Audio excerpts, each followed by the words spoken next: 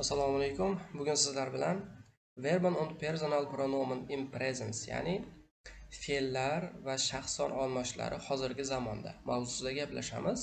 Avvalo sizlar bilan shaxs son olmoshlari, ya'ni personal pronomenlar haqida ozroq to'xtalib o'tamiz. O'tgan darsda emas, bundan oldingi videoni ko'rishingiz mumkin. Shaxs son olmoshlari va ularning tarjimalari berilgan edi. Xo'p, demak, birinchi shaxs birlik ich, men degani, du, sen, bularni yaxshi bilasiz. Mana bular uchinchi shaxs birlik RZS, mujskiy, женский или средний родga s deb ishlatilardik.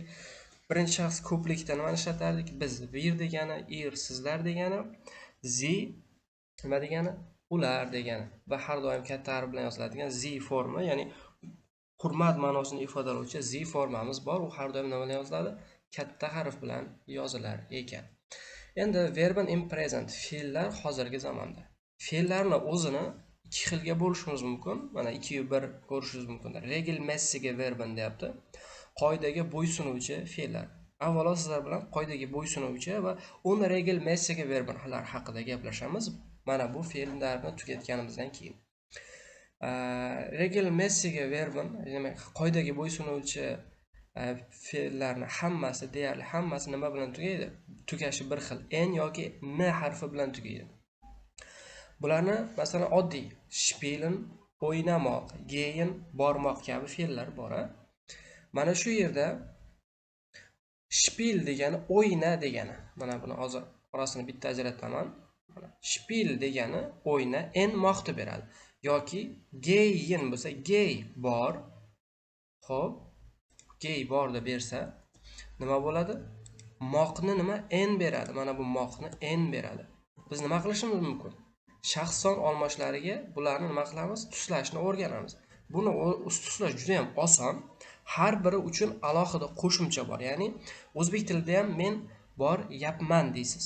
Yapman qo'shimchasini beradi, to'g'rimi? Yoki yapti. U boryapti. Biz boryapmiz. Miz deysiz. Demak, hozirgi zamonda qo'shimchalar o'zgaryaptimi? Demak, nemis tilida ham bu qo'shimchalar o'zgaradi. Demak, birinchi shaxs son olmoshlari yozib chiqamiz. Ich, du, hop, sie, es. Demak, ular bir xil bo'ladi hammasi uchun. Keyingisi wir, hop, ihr. So'z boshida hammasi yetarli katta harf bilan yoziladi. Ihr va nima? Sie, u degani va hurmat shaklida zi. Xo'p, eslatib o'taman. Mana bu tagidagi zidan boshqa hammasi gap o'rtasidagi yana kichkina harf bilan yozishingiz mumkin bo'ladi. Masalan, spielen so'zini yoki gehen so'zini har bitta gehen fe'lini har biriga tuslab chiqish uchun nima qilamiz? Mana bu gay so'zini olamiz. Gay so'zini olamizdagi nima qilamiz? Har biriga yozib chiqamiz. Mana shu qatorni har biriga yozib chiqamiz. Hammasida gay bor. Endi har biri uchun alohida qo'shimcha bor. Ya'ni men boryapman. Yapman qo'shimchasini beradigan nima kerak bizga? Qo'shimcha kerak. Yapman qo'shimchasini birinchi shaxs birlikda harfi beradi. Ya'ni ich gehe bo'lar ekan. Keyin nima bo'lyapti? Sen boryapsan deyish uchun yapsan qo'shimchasini nima beradi? Nima bo'ladi? st qo'shimchasi sen boryapsan degani. Keyin u boryapti yoki u boradi so'zini berish uchun unga t qo'shimchasini qo'shamiz.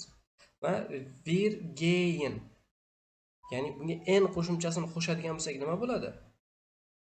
N qo'shimchasini qo'shadigan bo'lsak biz boryapmiz tarjimasini beradi. Sizlar boryapsizlar deyish uchun bunga oddiygina t harfini qo'shib qo'yasiz.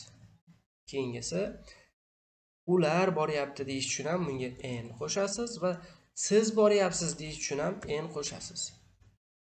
Xo'p, aslida mana bu qo'shimchalar kichkina harf bilan yoziladi. Mana bunga qo'shilib ketadi.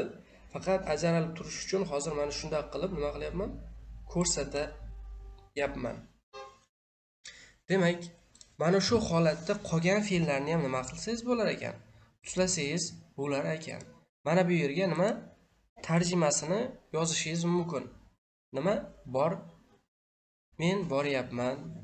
Sen boryapsan. U boryapti. Biz boryapmiz. Sizlar boryapsizlar, ular boryaptilar, siz boryapsiz. Demak, hozirgi zamonda mana shu holatda fe'llarning hammasi tuslanadi. Istalgan fe'lingizni nima qilishingiz mumkin? Olishingiz mumkin, qoidaga bo'ysunadigan. Qoidaga bo'ysunadigan fe'llarning hammasi qanaqa tuslanadi?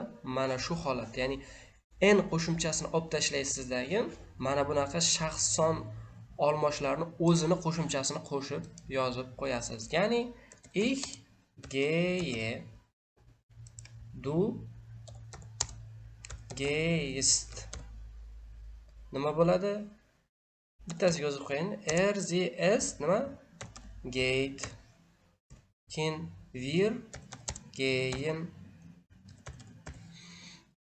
Demak, ihr gehen, ihr geht bo'ladi. Zo'r.